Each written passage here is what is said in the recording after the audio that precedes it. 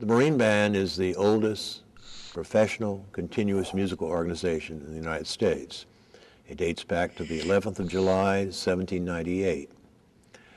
It was a band that Sousa became the 17th director of, and he was director of the Marine Band. He's usually, by many people, think that he's the first director, but as I say, he's the 17th. He was director from 1880 to 1892. Sousa's father was a member of the Marine Band, was a trombonist who traveled with Lincoln to Gettysburg, on the train with Gettysburg. So the band is really an historical national American institution. The band started originally in the same instrumentation as a harmony music: 2 oboes, 2 clarinets, 2 French horns, bassoon, a bass drum, and fifes and drums. Gradually evolved into the 1820s, 30s, 40s into a larger harmony music. During the Civil War period, it's interesting that the band was not a band with over-the-shoulder instruments. It was called a clarinet band. The leader of the band played clarinet, E-flat clarinet. So the instrumentation was a wind band. When Sousa became director, he expanded the instrumentation and the repertory and the discipline, musical discipline within. And the band grew at the turn of that century into, I'd say, about 65 players. The present Marine Band, the band that I conducted, had 145 musicians. 20 or so are string players who are the nucleus of the White House Orchestra, supplemented by the wind, brass, percussion of the regular band.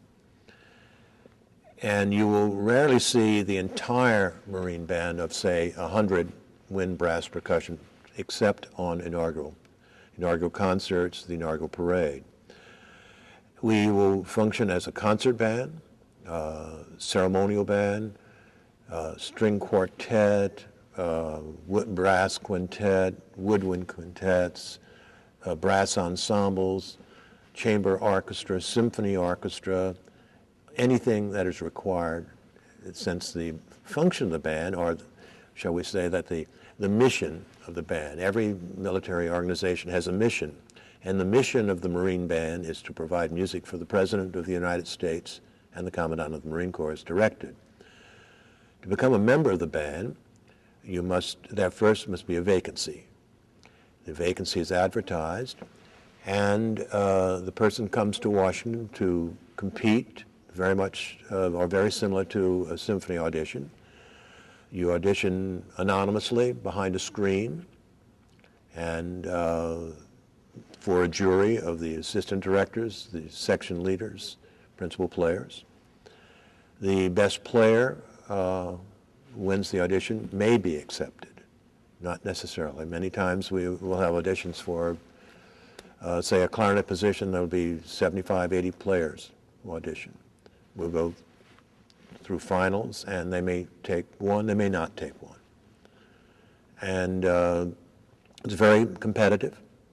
And the typical applicant, I would say, generally today, is graduate, undergraduate performance most of the time, and also, let's say I would say that 95% have the baccalaureate, 75% have their master's, and then a good 20% have the doctorate.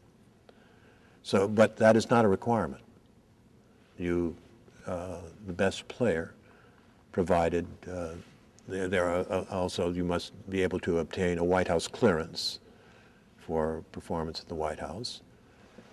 And background, you must also fit the physical profile, weight, what have you, health. Basic training is waived. We are the only element of the military service that does not go through basic training.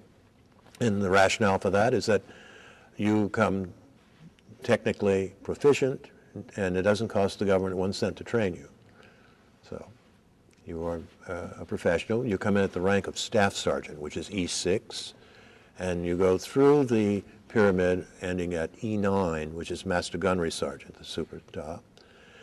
And we have director, 2 assistant directors, a drum major. The directorate comes traditionally from the band. I was a horn player and on the arranging staff. In 1974, I was appointed assistant director, and then I became director in 1979. I have sort of a different distinction there. As I say, the band does not go through basic training. I did go through basic and had gone through one of the field bands. And the field, there's a subtle difference in the title of the band. The field bands are the Marine Corps bands. There are 12 of them, are called Marine Corps bands. The band in Washington is called the United States Marine Band, or you may call it the Band of the Marine Corps. And also the other physical differentiation is that the band is redcoats in Washington. And that goes back to the old tradition of the British tradition that the musicians wear the reverse colors of the regiment. You notice that Marine blues, as we see normally, are blue with red piping. The Marine band is red. And the same, similar to the uniforms that John Philip Sousa wore, with the frogging and many buttons and white epaulets on the musicians and gold epaulets on the directorate. If you're in the Marine Corps or a Marine Corps band, you can become a member of the Marine band, but you still must audition competitively against the group of perhaps civilians that are auditioning for the position. We have people who have come from the Marine Corps, I being one, and also I think someone had asked whether there are women in the band. Yes, there have been women in the band since 1972. And why weren't there women before? I guess women basically did not come to audition.